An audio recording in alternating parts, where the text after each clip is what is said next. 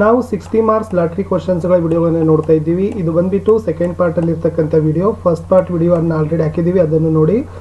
ಇದರ ಉತ್ತರಗಳಿಗಾಗಿ ನಾವು already post ಮಾಡಿದ್ದೀವಿ, ಅದನ್ನೆಲ್ಲ ನೋಡ್ಬೋದು. ಪಾಠದ ಎಲ್ಲ ಪ್ರಶ್ನೋತ್ತರಗಳನ್ನ ವಿಡಿಯೋದ ಡಿಸ್ಕ್ರಿಪ್ಷನ್ ಬಾಕ್ಸ್ನಲ್ಲಿ ಸಹಿತ ಲಿಂಕ್ಗಳನ್ನು ಸೇರಿಸಿದ್ದೀವಿ. ಇಷ್ಟು ಓದ್ಕೊಂಡು ಹೋಗಿ. ಖಂಡಿತವಾಗಿ 2 ವಿಡಿಯೋಗಳಿಂದ 60ಕ್ಕೆ ಹೆಚ್ಚು ಅಂಕಗಳು ನಾಳೆ ನಿಮ್ಮ ನಡೀತಕ್ಕಂಥ ಪರೀಕ್ಷೆಯಲ್ಲಿ ಬಂದೇ ಬರ್ತವೆ. ವಿಡಿಯೋವನ್ನು ಹೆಚ್ಚು ಲೈಕ್ ಮಾಡಿ, ಶೇರ್ ಮಾಡಿ ಹಾಗೂ ಸಬ್ಸ್ಕ್ರೈಬ್ ಮಾಡಲು ಮರೆಯದಿರಿ ಅಂತ ಹೇಳ್ತಾ, ಇದು ಕನ್ನಡ ಮೀಡಿಯಮ್ದವ್ರಿಗಾಗಿರ್ತಕ್ಕಂಥ ಲಾಸ್ಟ್ ವಿಡಿಯೋ. ಸೊ ವಿದ್ಯಾರ್ಥಿಗಳೇ, ನಾಳೆ ನಡೀತಕ್ಕಂಥ ಎಕ್ಸಾಮ್ ಚೆನ್ನಾಗಾಗಲಿ. ಓವರಾಲ್ SSLC ರಿಸಲ್ಟು ಕೂಡ ಚೆನ್ನಾಗಾಗಲಿ. ನಿಮ್ಮೇನಾದರೂ ರಿಸಲ್ಟ್ ಚೆನ್ನಾಗಾಗಿ ಸೊ ನಮಗೆ ರಿವ್ಯೂಗಳನ್ನು ನೀವು ಕೊಡಬೇಕಾಗಿತ್ತು ಅಂತಂದರೆ, ಏನಾದರೂ ಬರೀಬೇಕಾಗಿತ್ತಂದರೆ ನಮ್ಮದೇ ಒಂದು ಯೂಟ್ಯೂಬ್ ಚಾನಲ್ ಮೇಲ್ ಇದೆ, studyWithParshuram@gmail.com. ಸೊ ಕೇಳಿಸ್ಕೊಳ್ಳಿ, studyWithParshuram@gmail.com. ಅದಕ್ಕೆ ತಮ್ಮ ರಿವ್ಯೂಗಳನ್ನು ತಾವೇನು ಮಾಡ್ಬೋದು, ಕನ್ನಡದಲ್ಲಿ ಇಂಗ್ಲೀಷ್ನಲ್ಲಿ ಬರೆದು ಕಳಿಸ್ಬೋದು. ಸೊ ನಮ್ಮ ಚಾನಲ್ನಲ್ಲಿ ಎಲ್ಲ ವಿಷಯಗಳಿಗೂ ಕೂಡ ನಾವು ಹೆಲ್ಪ್ ಮಾಡಿದ್ದೀವಿ. ಅದರ್ಸ್ ಯೂಟ್ಯೂಬರ್ಸ್ಗಿಂತ ಹೆಚ್ಚಾಗಿ ಉತ್ತಮ ಗುಣಮಟ್ಟದ ಬೆಸ್ಟ್ ಕ್ವಾಲಿಟಿ ಆಗಿರ್ತಕ್ಕಂಥದ್ದೇ ನಿಮಗೆ ಕೊಟ್ಟಿದ್ದೀವಿ.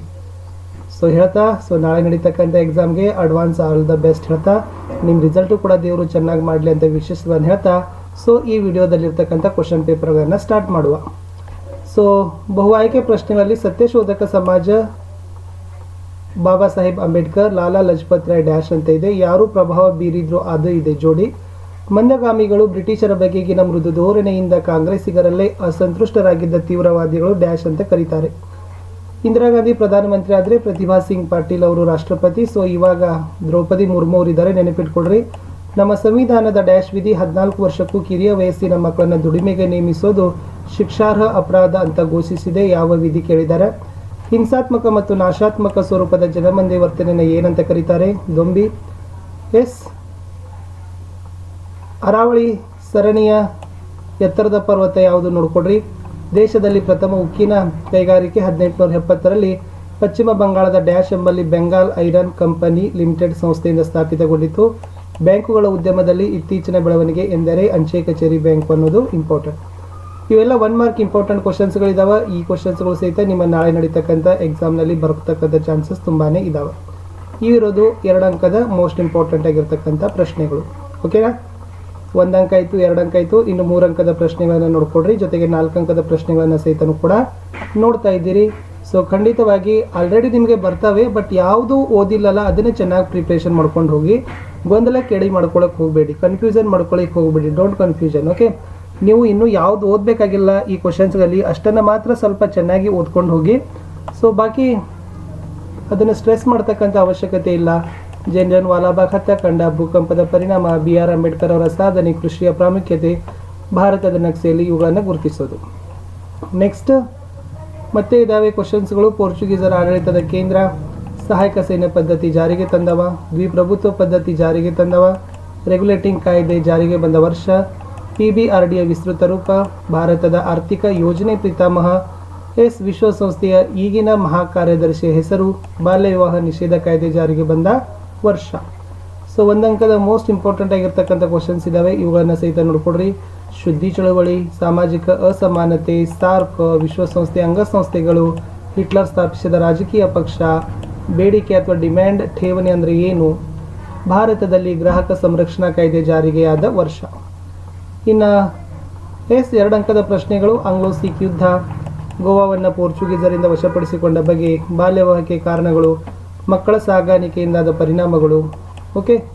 ಯುನೆಸ್ಕೋದ ಕಾರ್ಯಗಳು, ಆಹಾರ ಮತ್ತು ವಾಣಿಜ್ಯ ಬೆಳೆಗಳನ್ನು, ಕೈಗಾರಿಕೆಯಲ್ಲಿ ಅಭಿವೃದ್ಧಿಯ ಮಹಿಳೆಯರ ಪಾತ್ರ, ಬೇಸಿಗೆ ಕಾಲದ ಲಕ್ಷಣ, ಆವರ್ತ ಖಾತೆಯ ಲಕ್ಷಣಗಳು. ಎಸ್ 3 ಅಂಕದಲ್ಲಿ ಬರ್ತಕ್ಕಂಥ ಪ್ರಶ್ನೆಗಳು. ರೈತವಾರ ಪದ್ಧತಿ, ಕಿತ್ತೂರಿನ ಬಂಡಾಯ, ಜ್ಞಾನಾಧಾರಿತ ಕೈಗಾರಿಕೆಗಳು, ಜೈವಿಕ ತಂತ್ರಜ್ಞಾನದಿಂದ ಕೃಷಿ ಕ್ಷೇತ್ರದ ಮೇಲಿನ ಪರಿಣಾಮ, ಕೇಂದ್ರ ಸರ್ಕಾರ ಸಂಗ್ರಹಿಸತಕ್ಕಂಥ ತೆರಿಗೆಗಳು. ಓಕೆನಾ. ನೆಕ್ಸ್ಟ್ ವಿಶ್ವ ವ್ಯಾಪಾರ ಸಂಘಟನೆಗಳ ಉದ್ದೇಶ, ಉದ್ಯಮಿಗಳ ವ್ಯಾಪಾರ ಸಂಸ್ಥೆ, ರಸ್ತೆ ಸಾರಿಗೆ ತೊಡಗು, ಸಂಘಟಿತ ಕಾರ್ಮಿಕ ವಲಯದಲ್ಲಿನ ಅನುಕೂಲ, ಸಮಾಜ ಸುಧಾರಣೆಯಲ್ಲಿ ಆರ್ಯ ಸಮಾಜದ ಪಾತ್ರ, 1857ರ ದಂಗೆ ವಿಫಲತೆಗೆ ಕಾರಣ, ಪ್ರಮುಖ ಬಂದರುಗಳು. ಅಸಾಂಪ್ರದಾಯಿಕ ಶಕ್ತಿ ಸಂಪನ್ಮೂಲ ಎಂದರೇನು, ಅದರ ಪ್ರಾಮುಖ್ಯತೆ, ರೌಲತ್ ಕಾಯ್ದೆ.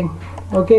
ಸುಭಾಷ್ ಚಂದ್ರ ಬೋಸರ ಸಾಧನೆ, ಭಯೋತ್ಪಾದನೆ ಪ್ರಸ್ತುತ ಜಗತ್ತಿನಲ್ಲಿ ಅಮಾನವೀಯ, ಅರಣ್ಯ ಸಂರಕ್ಷಣೆ ಎಂದರೇನು, ಸಂರಕ್ಷಣೆಯ ವಿಧಗಳು. ಭಾರತದ ನಕ್ಷೆಯಲ್ಲಿ ಇವುಗಳನ್ನು ಗುರುತಿಸಬೇಕಿತ್ತು. ಇನ್ನು ನೆಕ್ಸ್ಟ್ ಮೋಸ್ಟ್ ಇಂಪಾರ್ಟೆಂಟ್ ಅಂದರೆ ರಾಣಿ ಚೆನ್ನಮ್ಮಳ ದತ್ತುಪುತ್ರ, ದಿವಾನಿ ಅದಾಲತ್, ಜಾಗತಿಕ ಮಾನವ ಅಭಿವೃದ್ಧಿ ವರದಿಯ ಪ್ರಕಟಣೆಗಳ ಹೊಣೆ ಹೊತ್ತಿರುವ ಸಂಸ್ಥೆ ಬಂಗಾಳದ ದುಃಖಕಾರಿ ನದಿ. ಪ್ರಥಮ ರಾಷ್ಟ್ರಾಧ್ಯಕ್ಷ ಬಾಬು ರಾಜೇಂದ್ರ ಪ್ರಸಾದ. ಪ್ರಥಮ ಗೃಹ ಮಂತ್ರಿ. ಹಿಮಾಲಯ ಸರಣಿ ಹಿಮಾದ್ರಿ ಒಳ ಹಿಮಾಲಯ ಡ್ಯಾಶ್. ಹಣ ಪಡೆದು ವಸ್ತು ಸೇವೆಯನ್ನು ನೀಡುವಾತ. ಭಾರತದ ವಾಯವ್ಯ ಭಾಗದಲ್ಲಿ ಹೆಚ್ಚಾಗಿ ಕಂಡುಬರುವ ಮಣ್ಣು. ಇನ್ನು ಒಂದೇ ವಾಕ್ಯದಲ್ಲಿ ಇವುಗಳನ್ನು ತಾವೇನು ಮಾಡಬೇಕಾಗಿತ್ತಪ್ಪ ಅಂದರೆ ಉತ್ತರಿಸಬೇಕಾಗಿತ್ತು. ಸೊ ಖಂಡಿತವಾಗಿ ಇವುಗಳನ್ನು ನೋಡ್ಕೊಂಡು ಹೋಗಿ. ಸೊ ನಿಮಗೆ ಬೆನಿಫಿಟ್ ಆಗ್ತದೆ.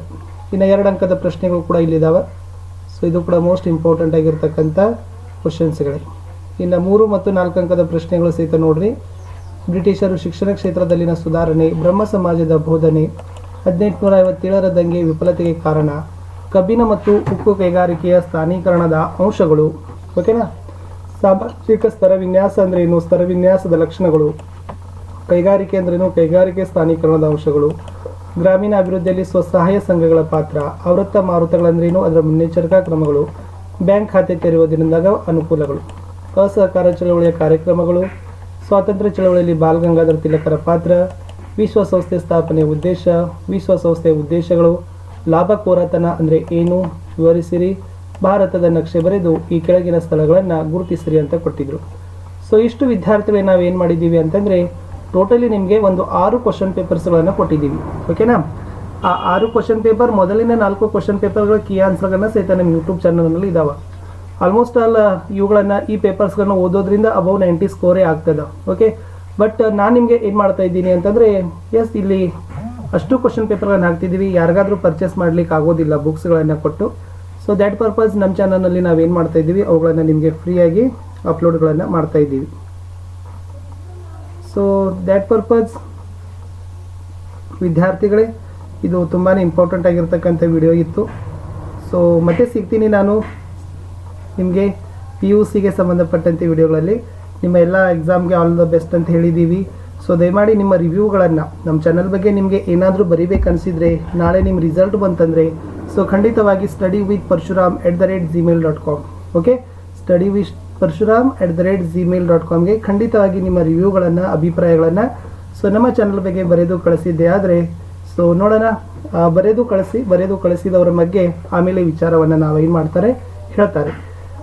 ರಿಸಲ್ಟ್ ಚೆನ್ನಾಗಾಗಬೇಕು, ನಿಮ್ಮದೆಲ್ಲ ಸ್ಕೋರ್ ಚೆನ್ನಾಗಾಗಬೇಕು. ಒಂದು ಪೋಲನ್ನು ಸಹಿತನೂ ಹಾಕ್ತೀವಿ, ಯಾವ ವಿಷಯದ ಪ್ರಶ್ನೆಗಳು ನಮ್ಮ ಯೂಟ್ಯೂಬ್ ಚಾನಲ್ನಿಂದ ಹೆಚ್ಚು ನಿಮಗೆ ಬಂದಿತ್ತು ಅನ್ನೋದನ್ನು. ಸೊ ಅದಕ್ಕೂ ಕೂಡ ಪೋಲ್ಗೆ ತಾವೇನು ಮಾಡಬೇಕಪ್ಪ ಅಂತಂದರೆ ಆನ್ಸರ್